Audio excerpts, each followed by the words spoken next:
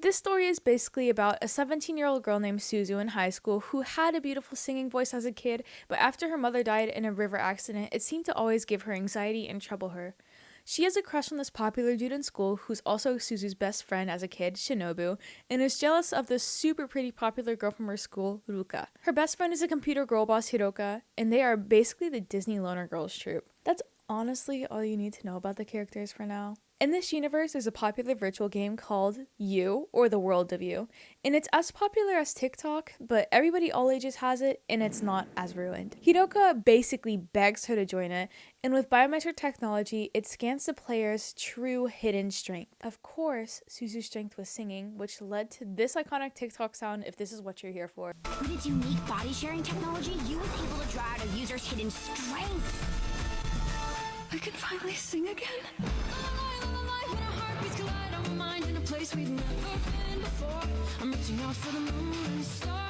If you're wondering why her name is Belle, Suzu in English means belle, and she basically decided why not. The second she realizes she could sing again, she immediately starts singing and gets attention from people playing and recording. After this, she became an internet sensation, making everybody wonder who was the person behind this beautiful avatar with pink hair and freckles. She's basically the Hannah Montana of you.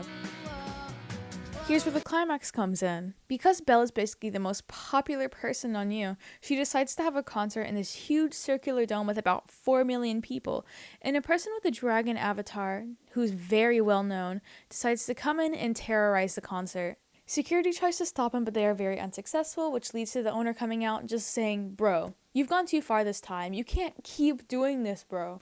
And he basically pulls out this little Green Lantern flashlight, infinity gauntlet looking thing that could reveal the person behind the avatar. This is actually really funny. He came in with this deal looking at us saying that he has the power and then just shows his multiple sponsors. Like literally, he says, "I have the power of God and anime on my side." And then these sponsors come out of nowhere. Like, look at him with that smug face. You know he ain't pulling any bitches. And his name is Justin too.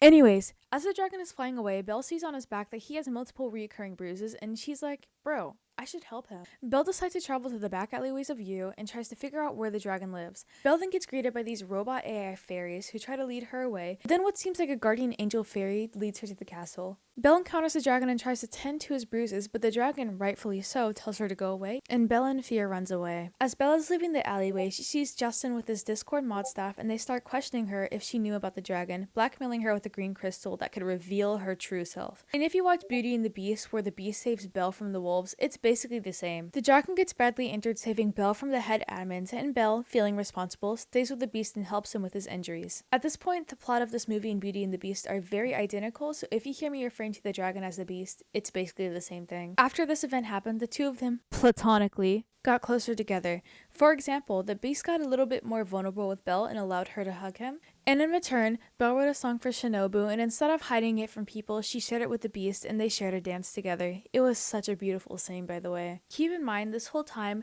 nobody except the beast has seen where Belle is, and they are all getting worried. They're all like, "Belle, we miss you. Belle, please sing for us again." Is Belle gonna sing again? The next time Belle logs onto You, she is greeted by the Discord mod staff and they politely kidnap her and bring her to Justin for more questioning. After Belle is held hostage by Justin in the questioning room, he gives a monologue on why he's the most powerful thing on You and how he has the power to quote-unquote unveil Belle's true identity. But Belle luckily gets away last seconds due to the AI fairies driving Justin away. If you're wondering what I mean by AI fairies, they're basically robots. Like, they're basically bots. They don't have a player behind them. They are just simply code. As Belle was escaping though, she dropped a rose petal which could lead Justin to where the beast lives. Now we're back to real life. Basically, Suzu and Ruka meet up together and they talk a lot and realize that they actually have a lot more in common, but this visit was cut short whenever Hiroka called Suzu. It turns out that actually the dragon's location has been compromised and Justin is quite literally committing arson. Like, he set the castle on fire. Suzu always knew that she had to figure out who the dragon really was before Justin can, but now the rush is quite literally on. So immediately she rushes to the nearest computer with Ruka, Hiroka, Shinobu, Kamishin, and these random choir ladies to try and figure out who he is. After a few minutes of searching, Suzu hears this little boy singing a familiar tune. Spoiler alert, it's the one that only the dragon knows that she sung for Shinobu. Belle is confused because she only sung the song to the dragon, but she realizes it's not him and waits a little longer to see another young boy named Kei coming out as well as the father abusing them. Kei protects his brother from his father and gets a bruise on his back. just like the dragon did. Suzu gets on a call with Kei and tries to explain that she's Belle, but Kei doesn't believe her and hangs up. Shinobu tells Suzu that she has to log back onto Yu and expose herself as Suzu and sing as herself. Belle then goes on to Yu and then reveals herself as a normal girl, and everybody is actually supportive of her. Because of her fame, unfortunately, Justin Bieber loses his sponsors, and Kei is finally like, whoa, no way, this is actually Belle. So Kei tries to tell Belle where he's located, but the dad comes back in and ends the call. This is where that one character I was talking about, Kamishin, becomes important. He's looked through Kei's window and saw two familiar towers because he went to a canoeing competition there a few weeks ago.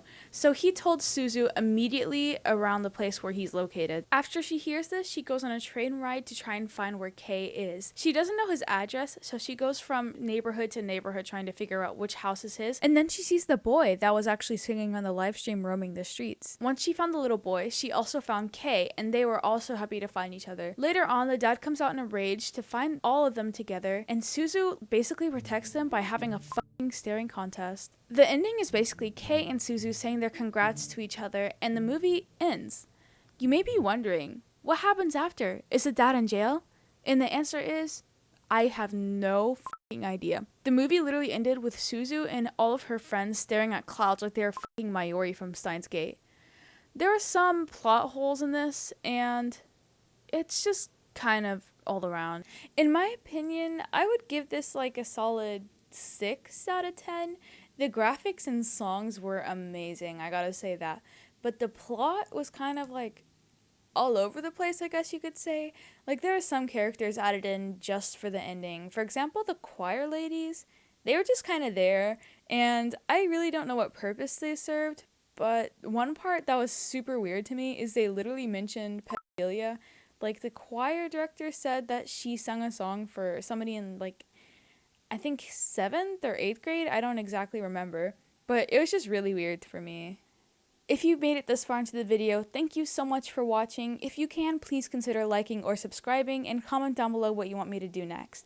You know, this is like my second video, so if I even get 1 like, I will be super happy. Anyways, that's about it. See ya!